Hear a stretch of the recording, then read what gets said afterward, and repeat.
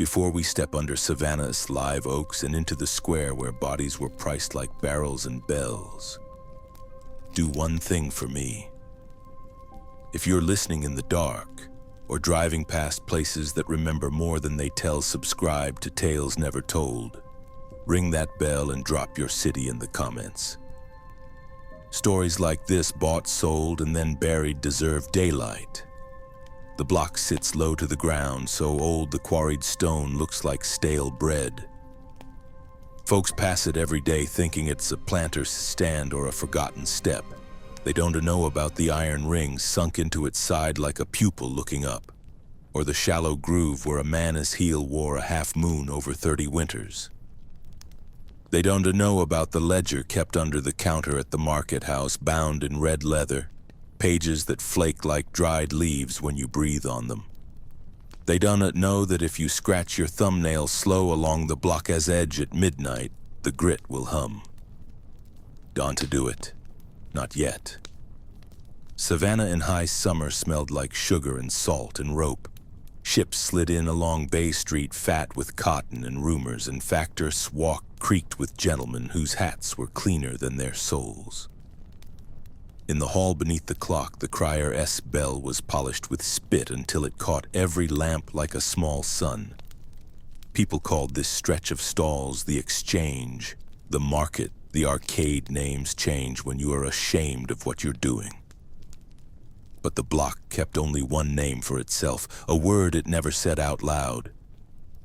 Mine.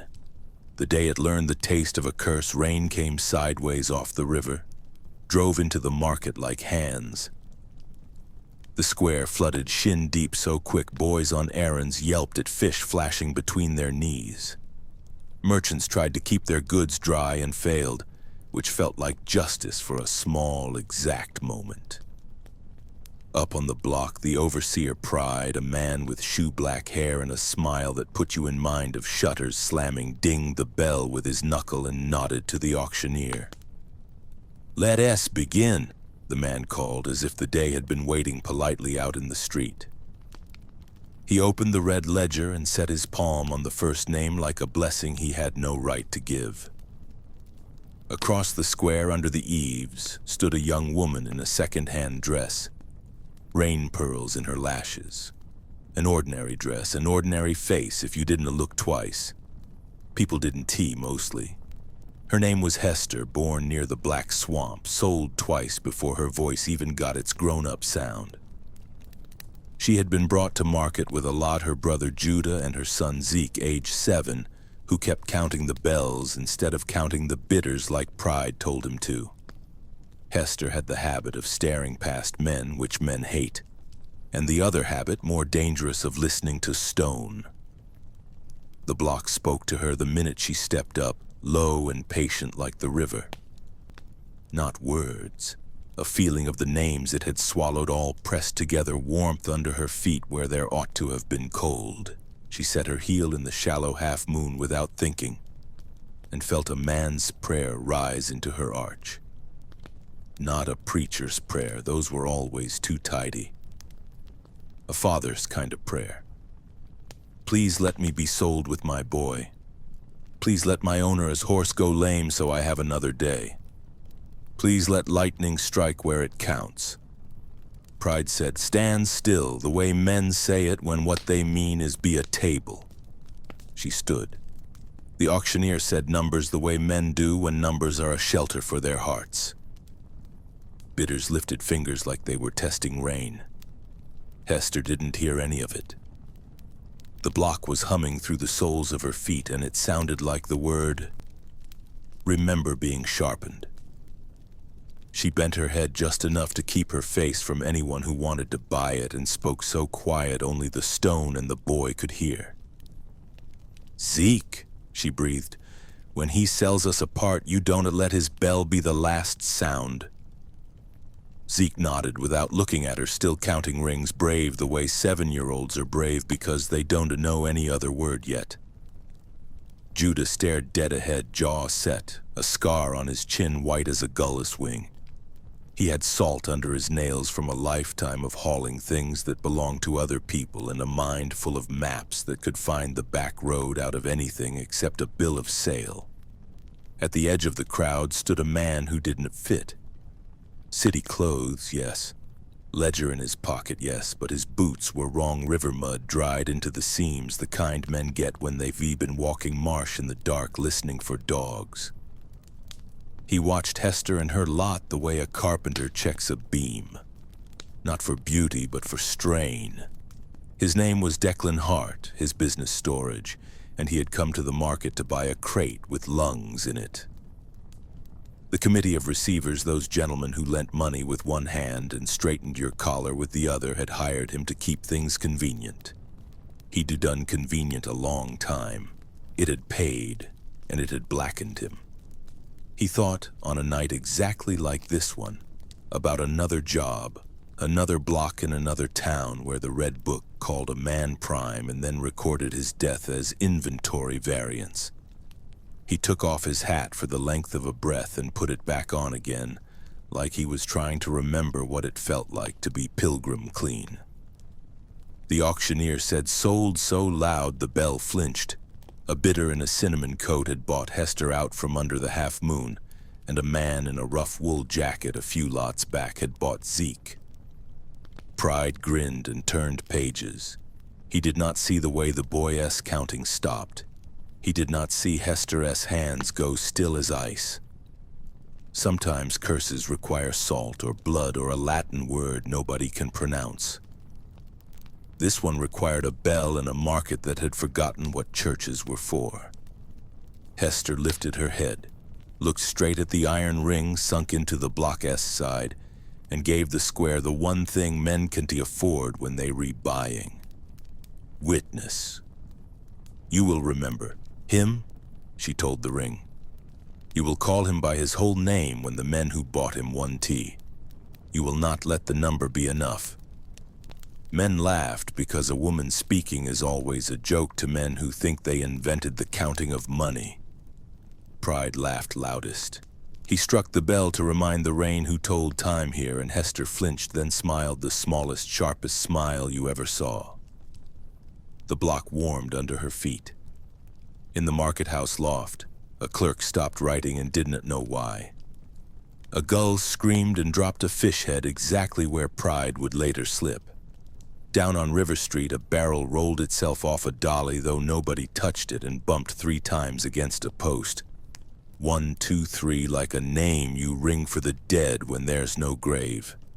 Declan Hart saw it all and understood none of it. But when he watched the cinnamon coat man take Hester's arm and the rough wool man take Zeke's, and Judah go to his knees beside the block that hummed, something that might once have been conscience put its hand on his collarbone and squeezed. The auctioneer rang the bell again. More sales, more numbers, more men shipping their shame upriver in white-sailed packets. Rain bowed the lamp flames, then let them back up, like breath you didn't realize you were holding. Somewhere down the lane, a hymn started in a kitchen where women pretended to knead dough because kneading has the right rhythm for praying. No one could hear the words over the bell and the bitters and the water, which was fine. Words weren't to the point. Weight was. The cinnamon coat man yanked Hester away, and the rough wool man scooped Zeke like he was a sack he'd bought at a discount. Pride made a joke about 2 for 1 that made a few men bark and a few others stare at their boots. Judah looked at the half moon, then at the iron ring, then at his sister. He reached out and laid his palm on that ring the way a child touches a headstone. If you've got a voice, he told it, you use it when we can tea. The bell rang again. The block took the promise like bread.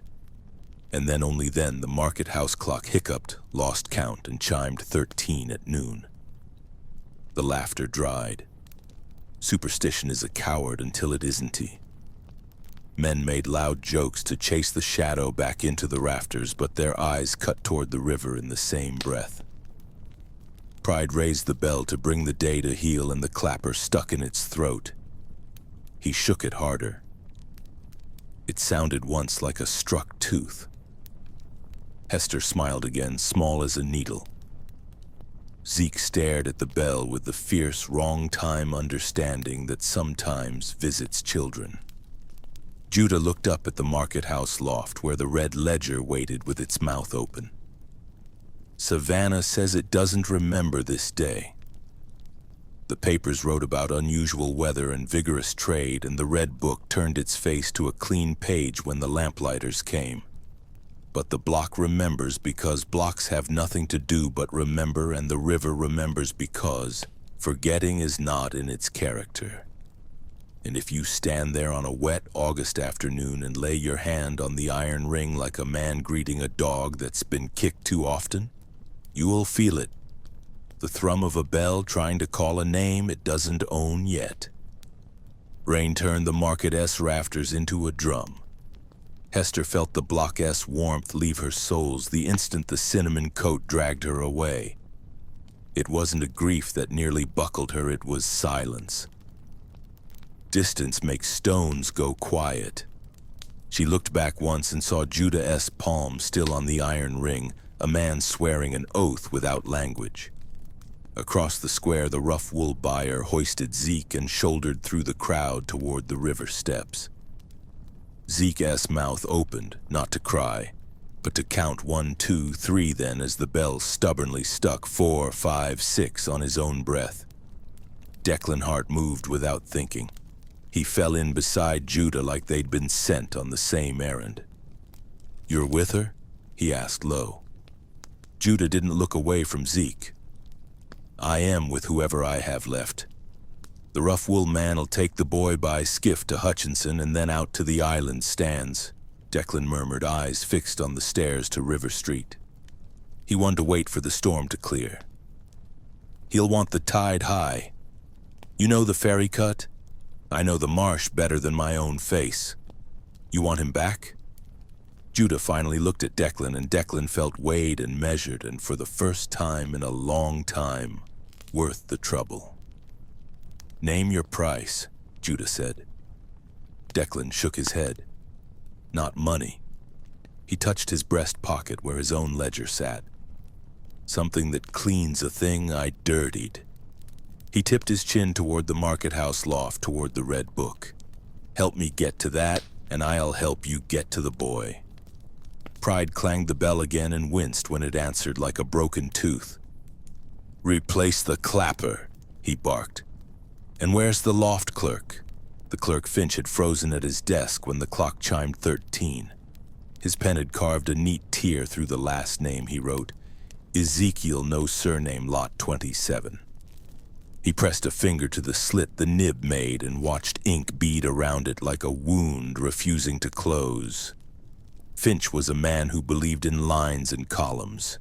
Ink should obey. When it didn't tee, he felt the hair on his arm stand and a childish urge to run find his mother, which was impossible because he'd spent her burial money on a better coat. He went to the window instead, drawn by sound that wasn't tea. A bell ringing from beneath the floor, from the stone itself. Hester stumbled once on the slick cobbles, caught her balance, and lifted her focus from survival to strategy. She'd been sold to a house 2 streets off Oglethorpe Square where the kitchens were underground, and the mistress liked her bread cut thin as Sunday lace. A kitchen is a city's switchboard if you are patient. "If you hear a bell strike 13, she told the woman leading her away. "You cover your flame and wait for the next 3. Then you answer, with your spoon. 3 notes on copper." "What for?" the woman asked. "So we don't lose our names," Hester said simply. Down on the river steps, the skiffman shoved off, rough wool buyer and small boy inside. Zeke's counting had gone quiet now. He was listening to water. Marsh grass bent toward him like it was passing secrets. Judah flexed his hands, feeling the weight of rope he didn't yet hold. Declan glanced once toward the committee offices where gentlemen were already gathering to ask if anyone else had heard 13. "Night," Declan said. "Factor S walk, the throat of the arcade." "Bring a knife," Judah said in a pack that Don T. mined mud. Savannah S. merchants had a word for the elevated catwalks behind their warehouses: the throat. Wind and rumor funneled there, and everything you didn't wish the street to see moved under its brick vaults. Declan knew every rung of the iron ladders, every loose cobble that could sing under a boot. He also knew what lived beneath the market house: a room with a barred door and a strongbox big enough to sleep two men if they were the kind who'd decided being alive wasn't worth the price of standing. The red ledger did not always go home with pride. Sometimes it lay in that box to weather damp, preserved next to salt and tallow. Declan had carried it once. It was heavier than it looked. Books that lie always are. By dusk, the storm settled into a steady pour that made the gas lamps wear halos. Hester S. Newhouse swallowed her like a polite mouth. She changed out of rain into a dry shift, took her place by the oven, and learned the kitchen S. pulse in 5 breaths. Meat on the hook, flour in the bin, Mistress S. Bell a stingy tinkle, rats bold as lords. She found a spoon that rang and, when no one was looking, tapped 3 soft notes into the copper pot, each a coin dropped into a deep well. From somewhere beyond the coal door came an answering clink, the washwoman 2 houses down. Then another somebody in the alley feeding a fire that wasn't tea for food. The city was listening. Good. On the island, the skiff bumped a rotting dock. The rough wool buyer pushed Zeke into a shed that smelled of old rice and new fear. "Don, to you run," he said, "because men are always telling children not to do the thing they were already thinking how to do." In the dark, Zeke mouthed his name whole: Ezekiel. Ezekiel Reed. The Reed part wasn't true, not by law, but he borrowed it from the marsh because it bent without breaking. The wind gave the shed one slow finger along its boards like a parent calming a child. In the market loft, Finch tried to make the numbers behave. He licked his thumb and turned a page. The paper stung him. He stuck his smarting thumb in his mouth and tasted iron. Ink, he told himself, even though it wasn't dough. He wrote lot 28 in a hand steadier than he felt and found his pen pulling the letters into a different word: late. He dropped the pen and backed from the desk as if he'd stumbled on a beast pretending to sleep. Pride was busy with practicalities: send for the bell founder, send a boy for tallow to grease the clapper's throat, send a message to the committeeman: we are in control.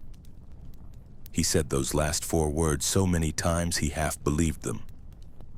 He didn't see Declan's eyes tracking keys, nor Judah S. silhouette melting into the scaffolding that flanked the arcade throat. He didn't hear the kitchen 3 strokes spreading block to block like a fever that knew each alley by name. Declan went to Mass once when he was a boy because he liked the smoke. Church meant rhythm and pattern and something larger than the sum of your lies. He felt a flicker of it now as the city found a second bell.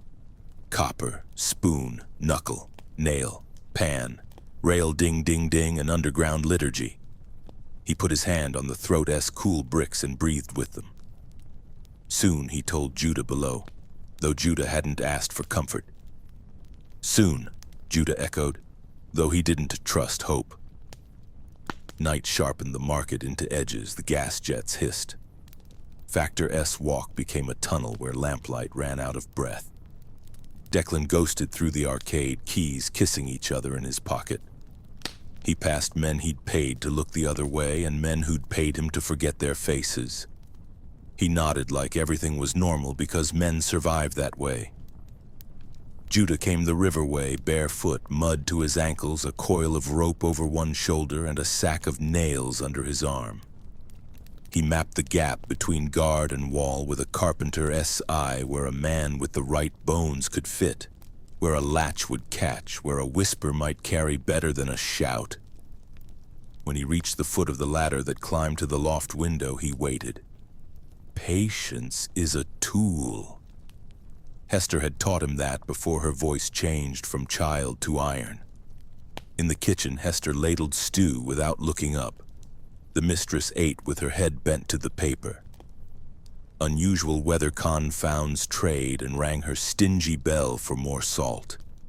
Hester carried it in, eyes down, and saw a map on the sideboard. The city drawn the way rich men see it, which is to say wrong. The market was a neat square. The river was a blue ribbon clean enough to drink. The alleys were not there at all. She tucked a corner of the map under her sleeve as easily as you lift a crust with a knife. Later that night in the pantry, she spread it in flour and redrew the parts that mattered. The throat, the cellars, the kitchen doors, the stables, the trap in the market floor no gentleman admitted. The iron ring. She marked them with pinpricks. She pricked her own palm once and pressed it to the block she detraced. Remember, she told Paper, Stone, and herself. On the island, the shed door opened and a woman shaped like a question mark motioned Zeke out. "Boy," she whispered, voice the color of smoke.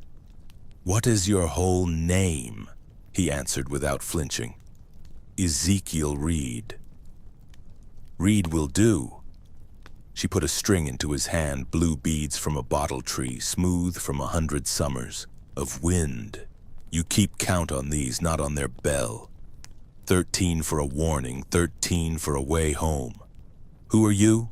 he asked. "Liza. I shout what men fear to hear." She looked over her shoulder at the main house lights, small and mean across the marsh. "We'll get you to Tidewater. The riveress in a mood tonight." In the loft, Finch finally fled his desk and clattered down the stairs, almost colliding with Pride. "Sir?" "The clock is a clock," Pride snapped. "Replace the clapper and it's done." He snatched the loft keys from Finch's belt the way a hungry man takes bread. "I don't spend another night with that book in this house." He meant the red ledger. Declan heard those words as if they'd been addressed to him. He had planned to lift the book from the strongbox after midnight when the watch grew lazy. Pride had moved the time forward. Fine. Declan adjusted. Plans are for people who can afford mistakes. Adjustments are for men who cannot. He signaled once toward the ladder now, and Judah began to climb. Keys turn louder when they are afraid. Pride rattled. He shoved the strongbox open in the cellar under the market and grabbed the ledger by its leather like a butcher taking a steer by the halter. "You're coming with me," he told a book, which is a sentence a sane man should never say. Declan slid through the arcade shadow and stepped into the cellar like he had paperwork to deliver. He tipped his hat, bland as rain. Pride barely glanced at him. He was counting the ways a ledger could ruin a man if it ever learned to speak. Declan stepped aside to let Pride pass and brushed the brass hasp with 2 fingers. Grease, a thing that looks like kindness but is only slick. Judah reached the loft window and braced his feet on the bricks. One push and the sash lifted. He slid into the dark, breath steady. The desk waited. A ship with a blotter for a sail and a pen for a mast. He flicked his eyes across the page and read, "Ezekiel Lot 27, Sold Island, no surname." He took his knife and, with the care of a surgeon who knows scars can save more than they mark, lifted the wet edge of that entry and tucked a scrap beneath it, a cut from the map Hester had laced with flour and blood. When the ink dried, the paper would hold new veins alleys, a throat, a ring, a path the book itself could follow. Down below, Pride busted into the arcade throat with the ledger under his arm and ran straight into Declan's shoulder. The book tilted, and for a breath, Declan had it one hand on the spine, Pride's fury glaring inches from his face. "You storing late, Mr. Pride?" Declan asked mildly. "Storm's a thief when men are careless." "Get out of my way," Pride hissed. "I could take it for you. You won tea." He was right. Not here. Not with 2 guards and a committee man already clattering down from the offices above Banker Lyle. his mouth puckered like he'd bitten bronze. Declan moved aside, eyes counting locks and footsteps in the half-second window when a weight shifts from one arm to the other. He slid an oilskin folio from inside his coat like a gambler palming a card. Not the ledger. Not yet. A gift. He let it drop. Paper spray. Reflex, every guard bent to pick them up. Even Pride's head dipped. Declan's hand touched the ledger just long enough to leave something under the strap. A strip of bottle blue, smooth from wind. 13 beads. Judah slipped from the loft to the walkway, moved along the brick spine of the market like a man walking a beam. Below, the river breathed thicker, a tide rolling in with the noise of a long memory clearing its throat. On the island, Liza led Zeke along a dike path through rice dark as teeth. "You hear it?" she asked. "The bell?" "No," she said. The other thing trying to be a bell. She stopped, leaned her head toward Savannah. Even across miles, even through rain, copper on copper, three-stroke, patient. Zeke touched each bead to the movement of the sound. 1 to 13, 13 to 1. His fear seemed to discover a handhold. "That's my mama," he whispered. "Could be every mama in the city," Liza said. But tonight they all got her mouth. The committee of receivers gathered like bad weather under good coats. Banker Lyle, Judge Pelham's cousin from the next county, a factor whose ledgers were whiter than his linens. They stood under the arcade and blinked up at the loft as if arithmetic might descend and absolve them. "The bell is a nuisance," Lyle announced. "We will fix it at once." "You can fix a thing that's telling the truth," a voice said from the shadows. It was Finch, surprised to hear his own mouth betray him. He coughed, tried again. "Clock's done to chime 13, sir, unless they must." Pride cut him a glance that promised a later conversation in a smaller room.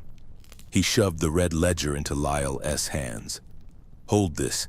You want your numbers safe? Keep them yourself." Lyle took the book like a man accepting a child he didn't want. Declan, who noticed wrists and keys for a living, saw the tremor in Lyle's thumb. He also saw the oil dripping from the ledger strap where his beads hid. The blue gleamed when lightning stitched the sky. Lyle did not look down. Men like Lyle never looked down until the rug has already gone. At the back of the gathering, a bell founder from Yamacraw Old Ransom, a free black man who could make bronze sing, arrived with his apprentice and a length of chain. He touched the market bell's lip like a doctor checking a pulse. "Clapper's not your trouble," he said. "Your trouble is weight," Pride sneered. "Weight? You've been promising numbers to God," Ransom said calmly, "and he has reminded you names way more." He nodded toward the block. "You've made that stone swear an oath every market day. It has found its tongue." Pride turned the sneer on Declan. "Who is this? Man who makes your Sundays loud," Declan said, and didn't he add the rest? "Man who can tell when a bell is lying." Ransom's apprentice craned up at the bell yoke and whistled between his teeth. "Sir," he told his master, "this iron's tired like a mule at harvest." "We'll brace it," Ransom said, "or better let it hang and see what it means to say." He tilted his head as the copper three-stroke passed through the arcade like a traveling prayer. He nodded once as if answering an invitation and then took his big hand away from the bell just as gently as he'd put it there. In the kitchens, pots answered like constellations blinking to life. Hester's 3 notes were echoed from Bay to Broughton, from Habersham to the river's Black Shoulder. The pattern rose to a hum that made even men who loved only profit lift their faces like dogs scenting rain. The bell in the market stirred, Clapper kissing bronze once, twice, then thrice in perfect time with the spoons. It spoke a word nobody had taught it. Zekiel, Zekiel, Zekiel. Lyle dropped the ledger. It hit the stone and blew open on lot 27 with ink seeping like something that had been waiting to breathe. Declan knelt so fast it looked like a trip and brought the book up in both hands. He met Judah S.'s eyes across the throat. Judah nodded once. Ransom heard the name and squared his shoulders as if taking on another manslode. Pride heard it and went pale under the false tan he kept for looks. On the island, Liza grinned into the rain. "Hear that, Reed?" "That's me," Zeke said, astonished into joy. "That's my name."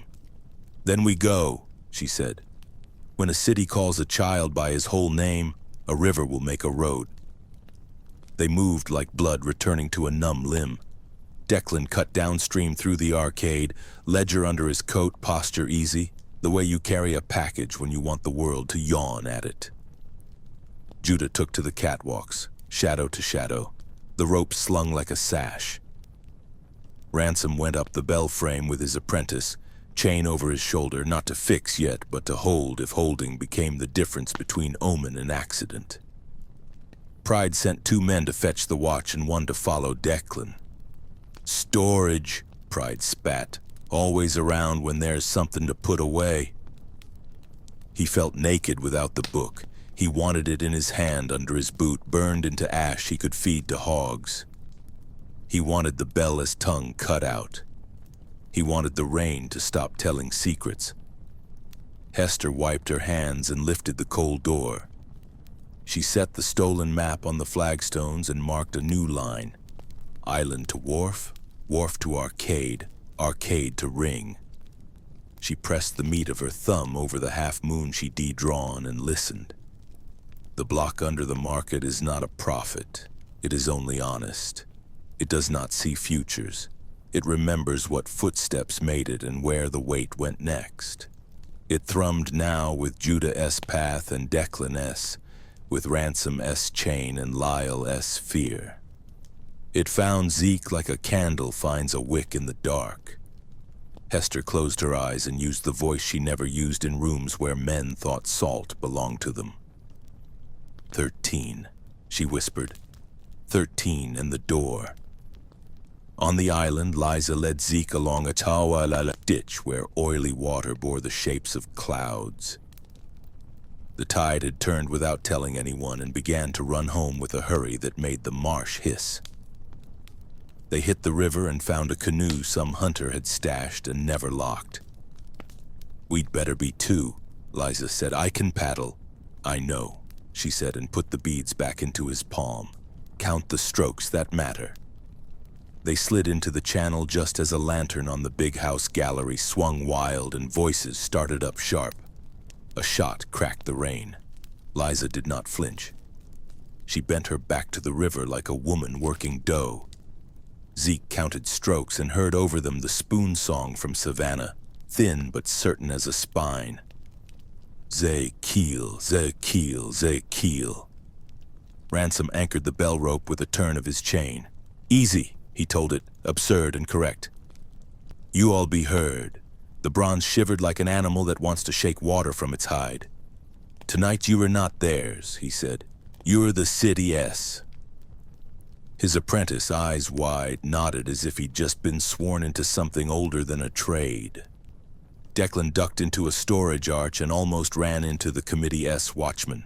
He let surprise make his face slack, threw both hands up with the ledger between them and said, "Catch." Men like that always catch. While the watchman juggled weight he didn't understand, Declan slid past him, palmed the beads from the strap, and left the book exactly where the man could return it to Pride and feel useful. There are times to steal and times to make a thief think he prevented a theft. Tonight Declan needed the book in the square, open, choking on air. Judah reached the ring first. He knelt and set his palm on iron as if to a fevered forehead. "I have one hand for you," he told it, "and one for him." The ring thrummed like a struck nerve. He looped his rope through and made a hitch that would hold a horse or a man. "You call him to me," Judah said, and he didn't mean the boy. The square filled like a lung. Rain kept the gentry to their porches, but men and women who lived by bells and ovens and tide came to the market without explaining themselves, drawn by a rumor that sounded like breath returning. The watch, eager for order, made a circle by making their bodies a wall. It looked almost like a congregation.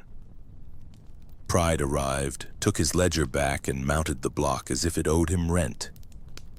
"This is a marketplace," he said, voice pitched to Carrie, "and we will conduct our business." "Nobody's stopped you yet," a woman called from under the arcade, and people laughed for the shape of the courage, if not the content. "We will not be distracted by weather tricks or—" He flicked a glance at Ransom Craft. "Names," Ransom corrected quietly, not to Pride, but to the bell that waited above them like a word in a mouth. Declan stepped into the circle and, to Pride's astonishment, lifted his hat. "Evening," he said, bland. "Found something you dropped." He opened his oilskin folio and brought out the scrap Judah had tucked into. Lot 27 Hester S. flower map, ghosting through the Ledger S. wet ink.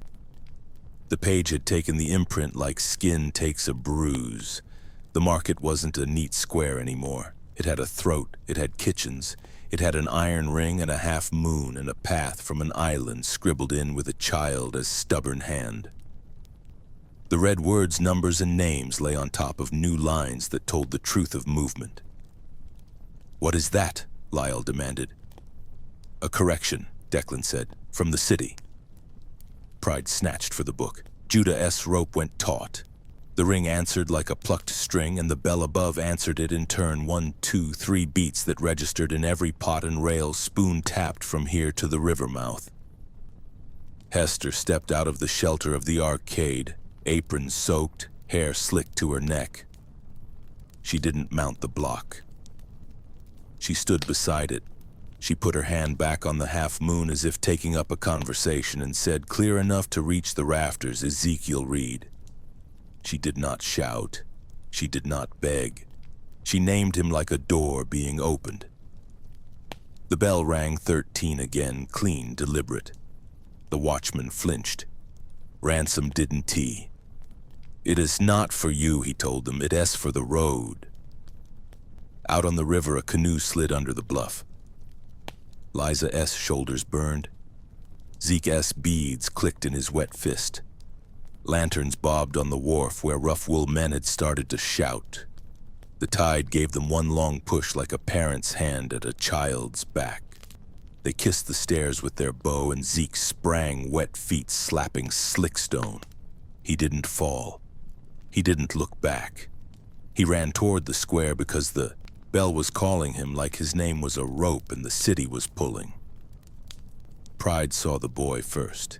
He moved his body the way men move who like to catch things.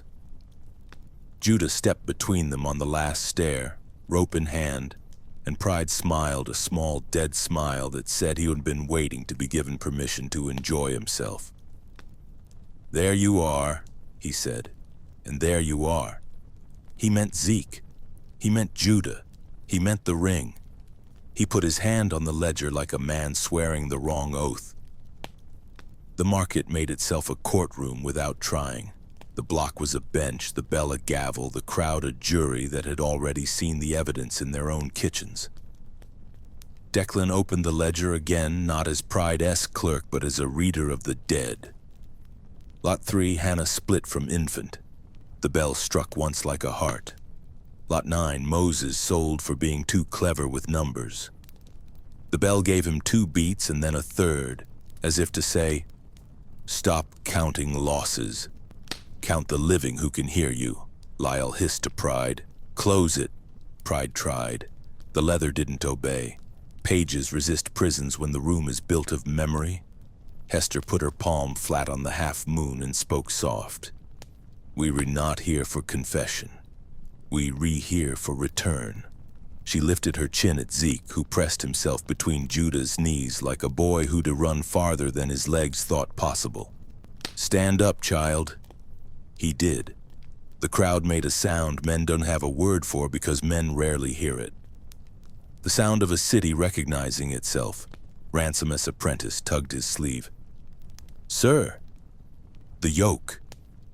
"I see it," Ransom said, watching hairline cracks spider from the bolt plates. "It is not breaking. It is changing." He wrapped the chain another turn. If the bell fell, it would fall into his arms. He didn't tell his apprentice that part. Pride saw too much he didn't control and lurched to the thing he understood: force. He grabbed Zeke by the shoulder too hard, the way men grab to show their hand forgets gentleness, and dragged him up onto the block. "This is mine," he said, and every syllable was a theft. "This child is property. This stone is property. That book is property."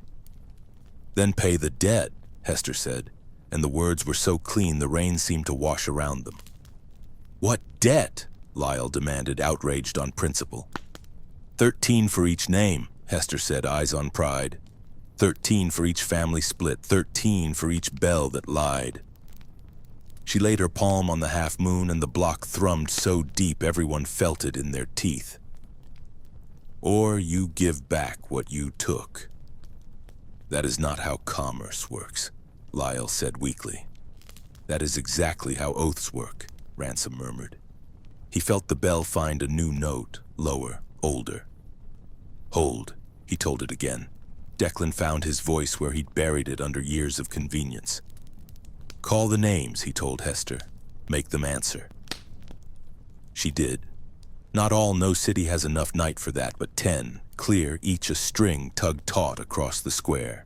Hannah, Moses, Ruth, Sarah, Joseph, Leah, David, Isaac, Naomi, Ezekiel Reed. The bell struck for each one bright mark on the air and then gave 13 for the last, not because he was special, but because he was present to hear it. 13 is not a curse when a city means it. It is a summons. The watch surged on Pride's gesture. The crowd did not part. You can move a wall made of the hungry and the tired unless you're offering bread or rest. Pride yanked Zeke, misjudged the boy's center of gravity, and tangled in the rope Judah had hitched to the ring. For a graceless instant he fought against a knot that knew more about holding than he knew about ownership. His heel found the fish head the gull had dropped hours before. He slipped just enough for his facade to crack. Men saw the frightened animal behind the teeth. "It changes a calculation." "Ledger," Declan said, "because there are moments when objects have to be treated like people so that people can stop being treated like objects." He lifted it high where rain couldn't touch the open page. "This book says a boy has no name. It says the market is a square, not a throat. It says the bell only rings the numbers you tell it to." "It is wrong." He looked at Lyle. "Make it right." Lyle bristled. "A book records reality. It does not legislate it." "Then write," Hester said. "If your hand shakes, let it." Finch stepped forward before he could speak himself out of it. He took the pen, set it to the page that had been making him taste iron, and wrote, "Ezekiel Reed." Not read by law, but read by river, and sometimes water outruns paper. He added scandalously, a note under lot 27 that no book here had ever carried, reunited under witness. He did not know if he would have a position after this. He suspected not. He felt taller anyway. The bell gave a warm, satisfied single tone that made the square feel briefly like a pew. Ransom smiled up into the bronze, and the bronze seemed to smile back, which is nonsense and also true.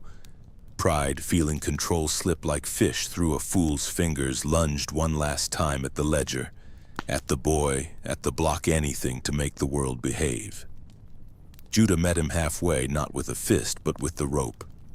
He looped it one clean shepherdess move around Pride's forearm, a hitch that said you aren't a-going to drag anyone where they don't choose to go. Pride yanked and found himself yoked to the ring. He cursed. He pulled. The ring didn't move. Ransom's chain creaked. The bell moaned low. The crowd grew very quiet, the way people do when a lesson has arrived. You want a trial? Hester asked, voice flat with the weight of every market day she'd survived. Here you stand. She didn't ask a judge to call order. She asked the city. It answered with rain easing to mist and spoon song thinning to a single copper note held exactly 3 breaths longer than necessary. Which is what mercy feels like when it first thinks of you. News in Savannah floats faster than wreckage. By dawn, the square was crowded with people who claimed they hadn't come but somehow found themselves there. Men who prided themselves on disinterest drifted to the edges and pretended to be offended. Women who had lost babies to sales and sickness stood with hands tucked into their sleeves so no one could see them shake. Lyle tried to reassert the grammar of commerce. This is irregular, he said. We cannot. You can, Hester said. You choose not to. There's a difference. She pointed at the ledger. Write the other notes. Finch did, trembling at first, then steadier. He wrote beside names where he knew the stories and left blanks where the crowd shouted truths he'd never been paid to hear. Reunited, found, freed, buried proper, not forgotten. He didn't change history. He recorded witness. Sometimes that is the more radical act. Pride had gone quiet. Quiet in him wasn't repentance, it was calculation. His eyes tracked the bell yoke, Ransom's chain, the rope hitching his arm to the ring, the boy just out of reach. He made a choice, the kind of choice men like him make when their tongue fails them. He went for the knife he kept in the small of his back. Judah saw the shoulder shift before the blade flashed. He twisted, took the cut on the rope instead of his wrist. Fiber parted. The ring chimed against its stone. Ransom yelled, "Head!" and dropped most of the bell's weight into his chain. The bronze slid an inch in its cradle and then held, grumbling like thunder that has decided not to become a storm. The knife skittered across the block and clanged off the iron ring. Pride lunged after it, lost balance over the half-moon and went to his knees exactly where men put their knees when they were asking for something they don't deserve. He did not ask. He swore. He reached for Zeke again. The boy's hand shot into Hester S. He looked at Judah, at the rope, at the ring, at the bell, and understood more in a breath than some men manage in years. He said very softly, "I am not a lot." "No," Hester said, "you are a name." Ransom, breathing hard with the bell still in his arms, said, "Let the boy step down." He did, between Hester and Judah, feet finding the groove in the block as if greeting a place he'd already lived. The groove warmed under him in recognition. Pride reached, and for the first time that night, hands caught his wrist from behind men from the crowd, not watchmen. They were dockmen and porters and cooks, and one of them had been a crier in another town before his voice broke and the job left him. "Enough," one said. "Enough," said another. They didn't drag Pride. They held him like men hold a struggling animal until it remembers it can't win. When cowardice meets daylight, it panics. Pride felt the shape of something he didn't name: shame, perhaps. Fear, certainly, and did what soft men do. He ran. He tore loose from the hands, slipped the last of Judah's rope with a twist more luck than skill, and bolted for the river stairs. Because men like him always believe water will wash anything, Declan did not chase. He angled. He knew where a runner would meet slick stone and where the river put moss no eye can see. He cut to the left along the catwalk and came down with the speed of a man erasing his own worst self. Judah followed, one heartbeat behind. Hester did not move from the block. She closed her eyes and put her palm on the iron ring and said nothing at all. Silence has a weight when you've yearned it. Pride's boots skated on green. He grabbed for a post and found only air. Declan's shoulder hit him mid-chest, not with rage, but with physics. The two men slid, tangled, to the second landing where a hawser lay coiled like a sleeping thing. Pride wrapped an arm around it by instinct. He'd always trusted rope when it was his hand at the other end. He didn't see Judah's fingers flash, flipping the coil into a half-hitch that made the hawser a harness. He didn't feel the knot until it locked in his ribs and stole his breath. "Untie me," he wheezed. "You've been tied to worse," Judah said evenly.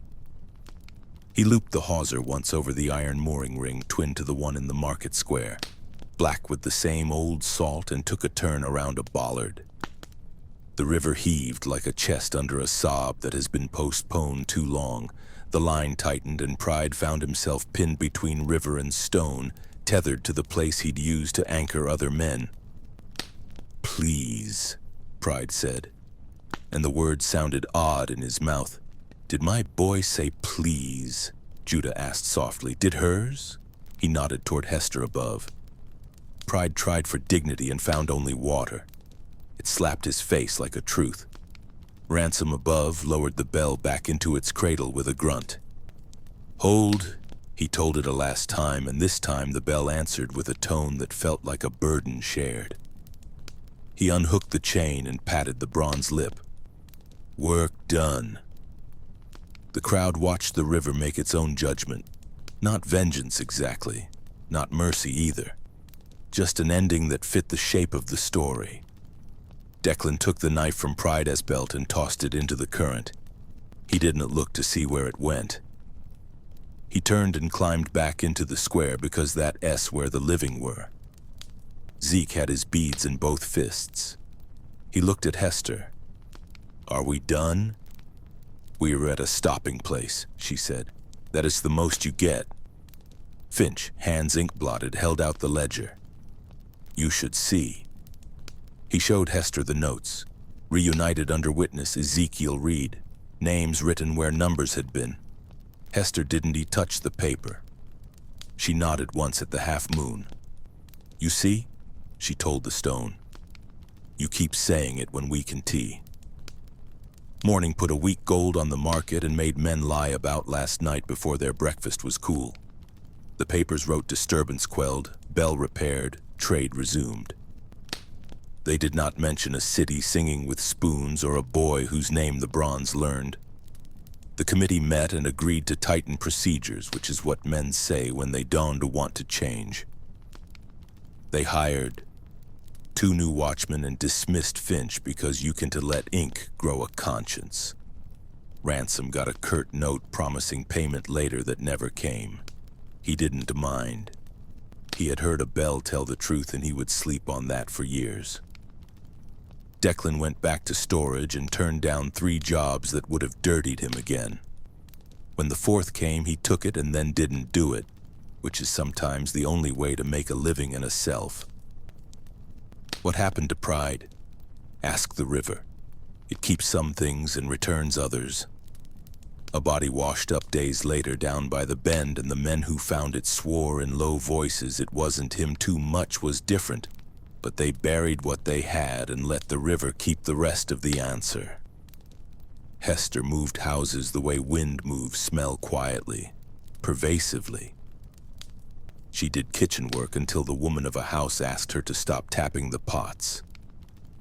She found another house and another, and in each she taught 3 notes to someone who needed to know that names can travel farther than keys. Judah took day labor when it didn't feel like being a yoke and night work when it did. He learned rope on boats that went places men said he couldn't go, and brought stories back to kitchens that were ready to turn them into directions. Zeke grew tall. He kept the beads. He counted for himself. The block remains. Tourists set coffee cups on it and argue the price of pralines. Sometimes a guide calls it a planter-s stand because you can sell shame under any name if you say it with a smile. Sometimes a child runs a hand along the edge and looks up puzzled because their palm has just heard a prayer. If you go at noon on a day when the air feels like old sugar and the river smells like a secret, and you lay your fingers on the iron ring and you whisper a name somebody tried to take, the bell in the market house will not chime 13. It will chime whatever that person needs. Sometimes that S silence. Sometimes that S1 tone that finds your bones and moves in. You will ask for the ledger. Of course you will. Men always want paper to do their absolving. There was a fire, people say, and there was. The loft desk went up one winter when a stove went wrong. But a book that has learned a road does not die easy. Pages turn up here and there. A note in an estate sale, reunited under witness. A scrap in a church Bible, Ezekiel read. A corner tucked behind a mantle, the throat, the ring. The city keeps what it needs. Do you believe every part was revealed? Do you think that red ledger still waits in some wall or chest ready to tell a story as soon as someone names it right? Or is the bell itself the only record that matters, bronze and breath and a pulse you can feel through your palm? Tell me in the comments what you think the market remembers and what it refuses to forget. If this haunted history found you, Don T, let it sink. Subscribe to Tales Never Told. Tap the bell so you never miss when the past starts talking again. And share this with someone who thinks stone can hear. These stories need daylight. These voices need a witness. I'll see you in the next one.